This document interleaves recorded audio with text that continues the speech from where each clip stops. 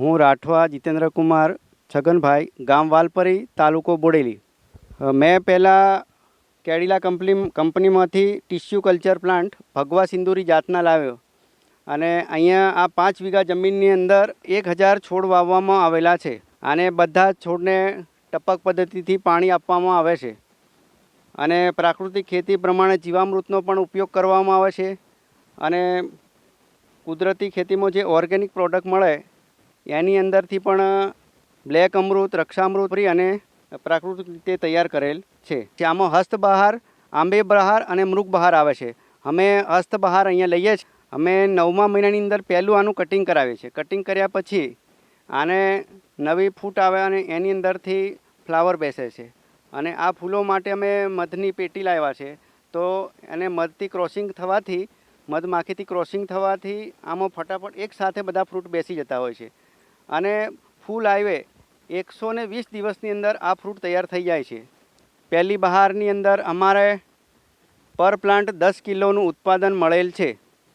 અને સારામાં સારા મોટા ભાગે અમારે 200 ગ્રામથી વધારે ફ્રૂટ તૈયાર થયા છે.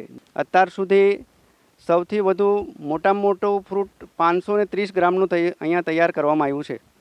અમે બજારમાં જાતે જ વડોદરા માર્કેટમાં વેચીએ છીએ.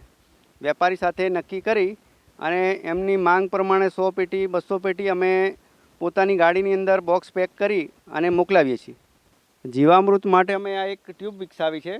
આ સામે 200 લીટરનું બેરલ છે. એની અંદર અમે 20 કિલો છાણ, 10 લીટર ગૌમૂત્ર અને 5 લીટર છાશ, 2 કિલો ચોખાનું ઓસામણ અમે કાઢી અને એને પાણીની અંદર ઠંડુ પડવા દઈ પછી આની અંદર નાખીએ છીએ. અને ગોળ 2 કિલો, દેશી ગોળ જે આવે એ દેશી ગોળ 2 કિલો નાખી અને આની અંદર 200 લીટર પાણીની અંદર મિક્સ કરી બરાબર હલાવી અને અમે આની અંદર 5000 લીટર જીવામૃત અમે તૈયાર કરીએ છીએ. આ જીવામૃત અમે ડ્રીપમાં પણ આપીએ છીએ.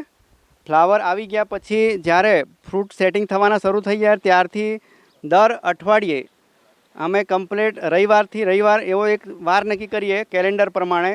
તો આને અમે આખા બગીચાની અંદર 400 લીટર આપીએ છીએ દર અઠવાડિયે. 400 લીટર વાપર્યા પછી 400 લીટર આની અંદર લોડ કરી દેવામાં આવે અને ફ્રૂટ મોટા થઈ જાય ત્યારે આનો અમે સ્પ્રે આપીએ છીએ. સ્પ્રેની અંદર આખા બગીચાની અંદર અમે 200 લીટર જ આ આપીએ છીએ. દાડમમાં શાઇનિંગ માટે બિલાના જે ફ્રૂટ આવે, ફ્રૂટ પાકેલા ફ્રૂટ 10 કિલો લઈ 50 કિલો પાણીની અંદર 60 કિલો અહીંયા આથવાની અમે 20 દિવસ પ્રક્રિયા થવા દીધી. પછી 200 લીટર પાણીની અંદર ટપકની અંદર ખાલી આમાંથી અમે 4 જ લીટર કાઢી અને 200 લીટર પાણીની અંદર ટપકમાં અમે દર અઠવાડિયે આપ્યું છે. આનાથી ફ્રૂટ ઉપર કમ્પ્લીટ શાઇનિંગ રેડ કલર આવવાના શરૂ થઈ ગયા છે.